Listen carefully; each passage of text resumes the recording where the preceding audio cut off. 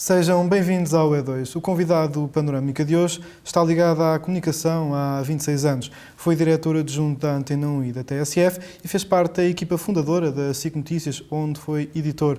Em 2008 troca a TSF pela SIC, pelas mãos de Nuno Santos, onde vai assumir as funções de diretor adjunto de programação. É, desde 2011, o diretor de Antena e gestão de programação da SIC. Temos connosco Luís Proença. Olá Luís, muito bem-vindo ao E2 e à Escola Superior de Comunicação Social. Obrigado. A primeira pergunta que eu lhe faço tem a ver com a sua descrição e que os seus colegas de trabalho fazem. O Daniel Cruzeiro, o seu colega de trabalho, diz que tem uma paciência de chinês, alguém que não se enerva, que é muito paciente, com muito autocontrole e uma coisa curiosa, é o motor da SIC. Neste sentido, a SIC está bem ou precisa de ir ao mecânico? A SIC está bem, recomenda-se, poderá estar melhor e vir a estar melhor, com certeza que é isso que vai acontecer, porque é para isso que estamos juntos a trabalhar cotidianamente. Os tempos em que nós vivemos são tempos particularmente complexos. Estamos num contexto de mudanças muito profundas do ponto de vista da oferta de conteúdos, aquilo a que vulgarmente se chama revolução digital. E agora até com os serviços de streaming, por exemplo? Nomeadamente com, digamos, uma massificação, um processo de massificação dos serviços de televisão não linear. E, portanto, no essencial, estamos num momento em que temos que fazer, somos obrigados, no bom sentido, a fazer mudanças, a preparar mudanças. Essas mudanças passam, inevitavelmente, por procurar, para além dos caminhos que a televisão tem trilhado até aqui, procurar trilhar outro tipo de caminhos, procurar focar, digamos que o investimento, o esforço e o envolvimento das pessoas da televisão na produção de conteúdos que não têm que ser necessariamente os conteúdos como nós os conhecemos, formatados como nós os conhecemos, claro, para a televisão. Portanto, há todo um desafio imenso pela frente que exige rapidez na capacidade de resposta. Cada dia que passa é um dia que se perde nesta batalha. Que existe também ponderação, inevitavelmente, porque este tempo que estamos a viver é um tempo onde os players principais são players que não estão no nosso mercado, estão em mercados globais ou globalizados, que têm um músculo financeiro muito, muito grande e que já levam bastantes passos adiante daquilo que em mercados e territórios e países mais pequenos é necessário fazer para poder estar, para poder ser competitivo e para poder ser uma alternativa. Mas, apesar disso e dessas particularidades que referiu, a SIC tem conseguido furar um campo onde a TVI dominava, nomeadamente na questão da ficção nacional.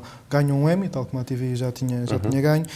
No entanto, e recentemente, a TVI voltou a ganhar essa liderança. Como é que a SIC está a lidar e vai lidar com isso daqui para a frente? No campeonato do horário nobre, e estamos a falar sobretudo de um género que é um género muito apetecido pelos públicos portugueses, que é a novela.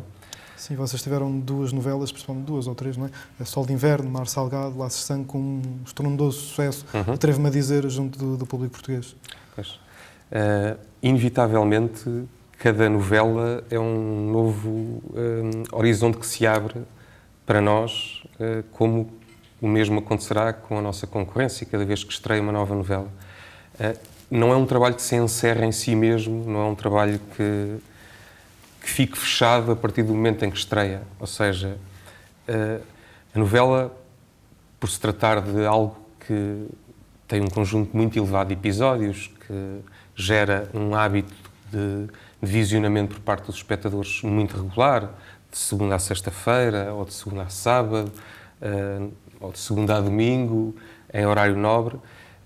A novela é um género que se pode permitir a trabalhar o texto, ainda com ela em emissão, que se pode permitir a fazer desenvolvimentos sobre o elenco, introduzir novos atores, retirar atores, fazer desaparecer personagens, introduzir novos... Ou seja,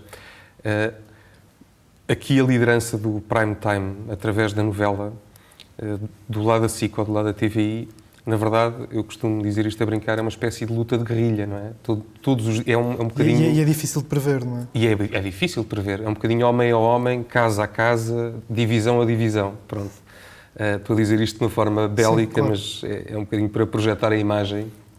Mas já que falou na questão de pode ser aos atores, é uma coisa que está de segunda a sábado, é por isso que em Portugal se aposta mais nas novelas do que nas séries, porque nós vemos que as séries têm muito sucesso junto do público, seja ele qual for, mesmo no estrangeiro, e cá em Portugal aposta-se pouco nas séries, não só da própria produção, não é? Há razões de ordem histórico-cultural, digamos assim, que fazem com que o género novela prevaleça em Portugal sobre o género série. Eu diria a brincar que Portugal podia ser o 27º Estado do Brasil, ou poderia ser um Estado da Argentina ou do México. Porquê? Porque, ao contrário da oferta e do consumo de televisão de Espanha para lá, se considerarmos a Europa, Portugal é o único país onde o género novela, à semelhança do que acontece na América do Sul e na América Central, e em alguns outros países, nomeadamente a Coreia, as Filipinas, enfim, onde o género novela é o género dominante e é o género onde os operadores e os produtores mais investem talento, criatividade, produção, portanto dinheiro, inevitavelmente. Isto tem a ver com, eu diria, grosso modo, e na minha opinião, dois aspectos apenas. Em 1974, o género novela entrou no hábito dos portugueses como uma experiência, na altura, uma experiência de programação. Nessa mesma época, entendeu-se que, ao contrário do que acontece em Espanha, em França, em Itália ou na Alemanha, as grandes séries, as grandes produções de série, nomeadamente de Hollywood, não seriam, como o cinema, não seriam dobradas, seriam legendadas. E, portanto, estamos aqui perante dois elementos que, na minha opinião, são fundadores na perspectiva de que a novela é o género que está no horário nobre. Porquê? É falar em português. No início era falar em português do Brasil. Deixou de ser apenas esse o recurso. Passaram a produzir-se novelas portuguesas. Mas, portanto, se nós não tivermos... E não é legendada. Exato, mas e se tivermos séries... Que atinge muito mais gente. Séries em português. Não terá essa receptividade que a novela tem? Foram feitas várias experiências. Quando digo experiências, enfim... Algumas tiveram algum sucesso, mais antigo. O Médico de Família, da SIC, por exemplo, sim, teve um grande sucesso. Algumas tiveram mais sucesso, outras tiveram menos. Eu diria que há um fator que é muito relevante. Nós, em Portugal, apesar do género de novela ter vindo a ser desenvolvido nos últimos 10, 12 anos de uma forma mais aguda, nós em Portugal não temos, eu diria, uma escola de guionismo para televisão como existe. Porque numa série o guião tem que ser muito mais... Uma série, do ponto de vista da escrita e da produção, não tem nada a ver, diria assim. E acaba por ser mais dispendioso também. É sempre muito mais dispendioso, porque o recurso aos exteriores, por natureza, é maior. Não é possível depois amortizar em tantos episódios como os que a novela tem, não é possível amortizar a série e, portanto, acaba por ser um investimento mais elevado.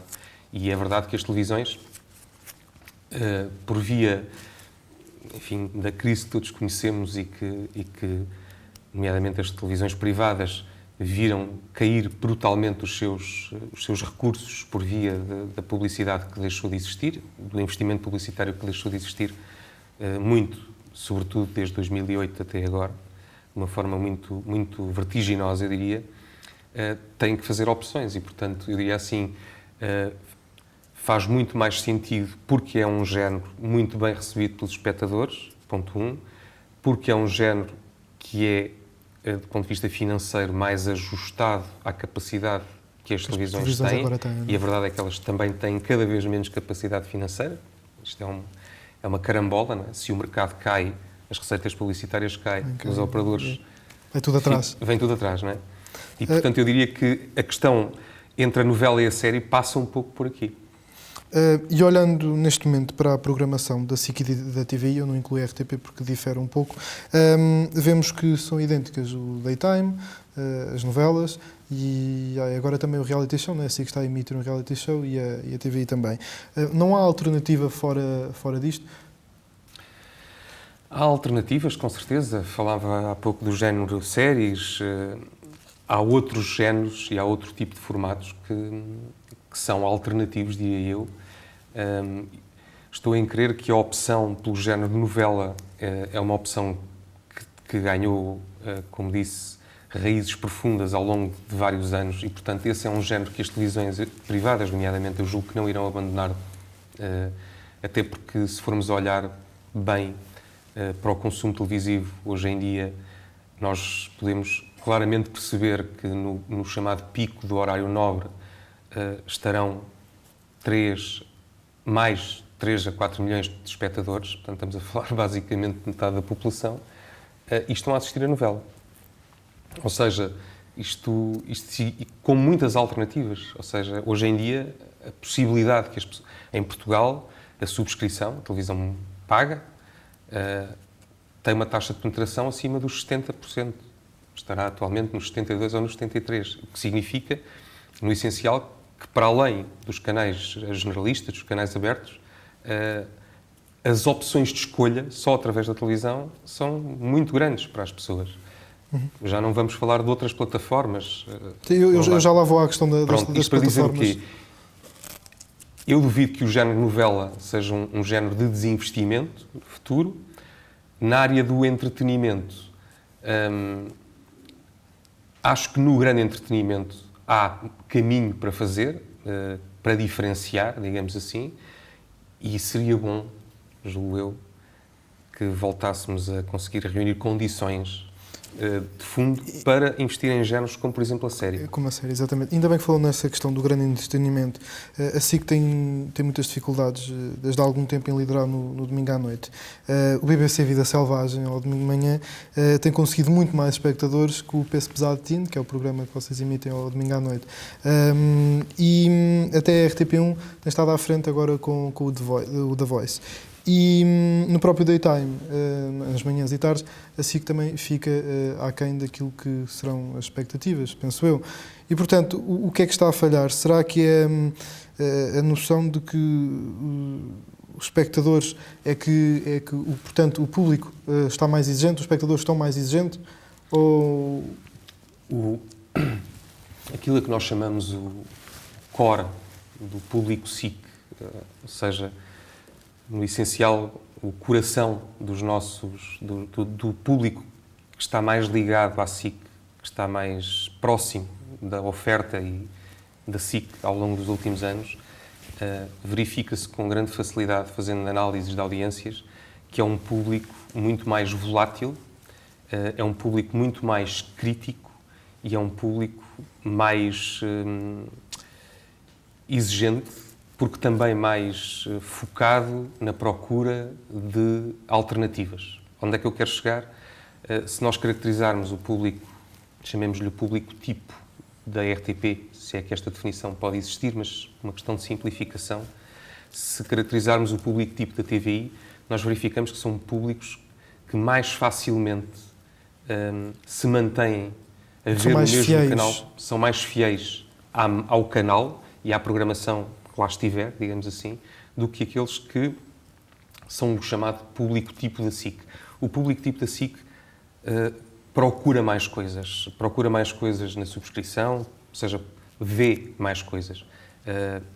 Vai para fora da televisão, vai para as plataformas digitais à procura de outras ofertas.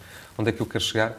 Desse ponto de vista, e muitas vezes quando fazemos este tipo de análises, ter mais espectadores não é necessariamente, diria eu, ter os melhores espectadores.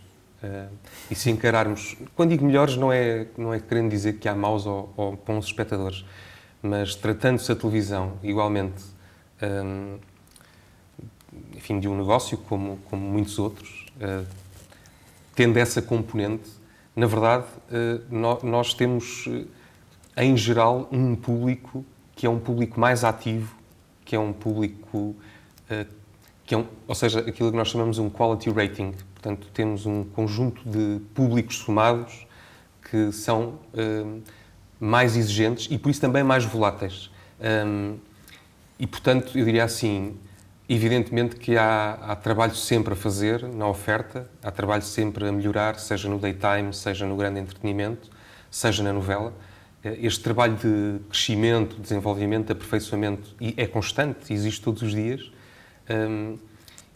E também é verdade que quando as apostas da oferta, nomeadamente de formatos de grande entretenimento, são apostas mais apelativas, e eu pego no caso do The Voice na RTP, que tem vindo a crescer, é um formato muito bom, na minha opinião, e que tem vindo a crescer, ou seja, tem vindo a juntar público em torno do programa, precisamente por isso, porque ele é muito bom. E por isso é que eu digo, ou seja, nós costumamos dizer a brincar que os formatos de grande entretenimento, não só, são como os melões. Só depois de os abrirmos é que percebemos se eles são bons ou não. E, portanto, digamos que há apostas, evidentemente, que não saem tão capazes como outras. Também. E há bocado falámos na questão dos serviços de streaming e eu perguntava-lhe como é que a televisão tradicional pode responder ou combater, ou se até quer combater esses serviços de streaming, como o caso da Netflix, e tendo em conta que o Luís Proença assina um artigo de opinião no Expresso e recentemente defendeu também esse tipo de serviços. Portanto, as televisões tradicionais vão trabalhar em conjunto com esses serviços de streaming. Aliás, a SIC tem, penso eu, um acordo com a Netflix. Portanto, será por causa disso? Eu diria que estamos condenados a entendermos, porque a forma como hoje em dia e no futuro próximo se consomem conteúdos audiovisuais... Serão os espectadores a escolher o que querem ver, quando e onde querem ver? Serão os espectadores a escolher quando, onde, como e onde ver. Será esse o futuro da televisão? Eu julgo que muito do futuro da televisão passa por aí. Mas não será... não será todo assim. Não será todo assim, claro. Nós estamos num momento de convulsão, não foram atingidas maturidades para perceber ainda, nem nos mercados mais avançados, como nos Estados Unidos ou no Reino Unido, quando digo mais avançados, onde estes fenómenos, nomeadamente do over-the-top TV, existem há mais tempo e estão mais desenvolvidos. Estados Unidos, claro. Sobretudo os Estados Unidos. Não chegámos a pontos de maturidade para perceber onde é que os ponteiros começam a estabilizar na passagem entre o consumo de televisão aberta, free-to-air, consumo de televisão paga por subscrição, consumo de televisão através de streaming, em over-the-top. Não chegámos ainda aqui. Não conseguimos ainda perceber onde é que os ponteiros vão estabilizar, mas eles vão estabilizar. São as velhas regras do mercado. Há de haver um momento em que eles vão estabilizar. A televisão linear tem uma oferta que é muito válida para um conjunto de gerações, para um conjunto de escalões etários, onde o streaming hoje não chega. E não se vão adaptar sequer a esse serviço de streaming. Ou seja, é por isso que eu digo, há espaço para todos e, de qualquer modo, estamos todos condenados a entender-nos.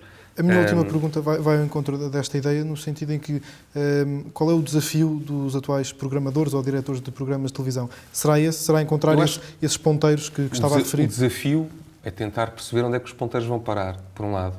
Mas o grande desafio neste momento é encontrar condições, parcerias, modos de partilha para trabalhar em conjunto com o know-how que as pessoas do mundo da televisão têm, nomeadamente na ficção, na produção de televisão, com o know-how que os distribuidores têm, sejam eles através de cabo, sejam eles através de internet, para cuidar daquilo que é mais crítico, na minha opinião, que se chama conteúdos. Ou seja, nós chegamos a um ponto, e vamos continuar a desenvolvê-lo, em que a rede, a tecnologia, já está muito à frente daquilo que são as nossas necessidades de consumo. E estou a falar do mundo ocidental. Daí a tal questão da convolução que estava a falar. Precisamente. Ou seja, hoje em dia o que conta cada vez mais, evidentemente que há necessidade de ter suporte tecnológico, porque a própria tecnologia evolui, e, enfim, as pessoas vão querer consumir upgrades, como lhe chamam os senhores da área de tecnologia, dos meios tecnológicos, mas no fim do dia o que conta são as histórias. São sempre as histórias que contam. E se as pessoas se identificam ou não com elas. Precisamente. E, portanto, o negócio da televisão, como nós a conhecemos até aqui, o negócio, no bom sentido, continuam a ser conteúdos, continuam a ser histórias, continuam a ser pessoas. Muito obrigado, Luís Proença, por ter aceitado o nosso convite. Foi um prazer tê-lo connosco. Obrigado. E termina assim mais um Panorâmica. Podes continuar a acompanhar os nossos conteúdos no Facebook ou rever o programa no nosso canal do YouTube. O E2 fica por aqui, mas nós voltamos para a semana. Até lá.